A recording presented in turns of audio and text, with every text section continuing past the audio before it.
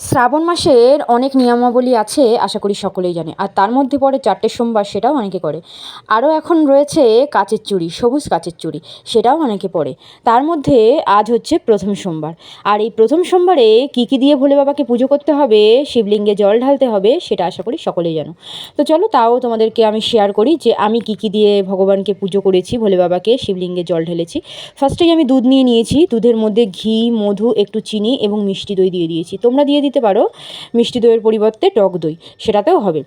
সব কিছু মিশিয়ে তারপর আমি ভোলে বাবাকে স্নান করিয়েছি, তারপরে গঙ্গা জল দিয়ে স্নান করিয়ে নিয়েছি। তারপরে ভোলে বাবার মাথার পরে একটু আতপ জল দিয়ে দিতে হবে। যেহেতু আজকে একাদশী, তাই জন্য মন্দিরে একাদশীর জন্য আতপ জল কিন্তু আমি দিতে পারিনি।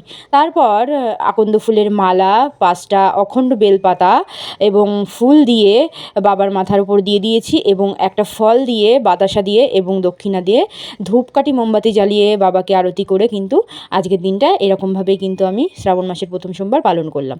আর হ্যাঁ, শুধু এখানে নয়, বাড়িতেও কিন্তু আমি পালন করেছি ঠিক একইভাবে, কিন্তু আতপ চালটা আমি বাড়িতে দিয়ে দিয়েছি। যেহেতু জানি না, অনেকেই কিন্তু এটা ভুল করবে, শ্রাবণ মাসের প্রথম সোমবারে আতপ চাল বাবার মাথায় দিয়ে দেবে, অখণ্ড আতপ চাল। এটা আমিও দিয়েছি বাড়িতে, কিন্তু মন্দিরে এসে জানতে পারি যে আজ একাদশীর জন্য চাল অর্পণ করা যাবে না বাবাকে। তো যাই হোক, দেখো বাড়িতে আসলাম, বাড়িতে কী কী প্রসাদ দিয়েছি।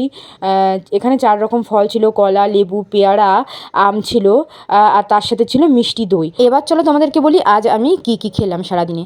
আজকে কিন্তু সারাদিনে সাবু আর ফলই খেয়েছি।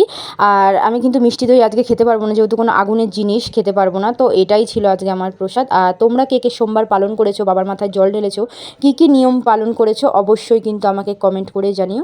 যাই হোক, ভিডিওটা কেমন লাগলো অবশ্যই জানিও। জয় শিব শম্ভু, হর হর মহাদেব। তো চলো আজকের মতো এই পর্যন্ত।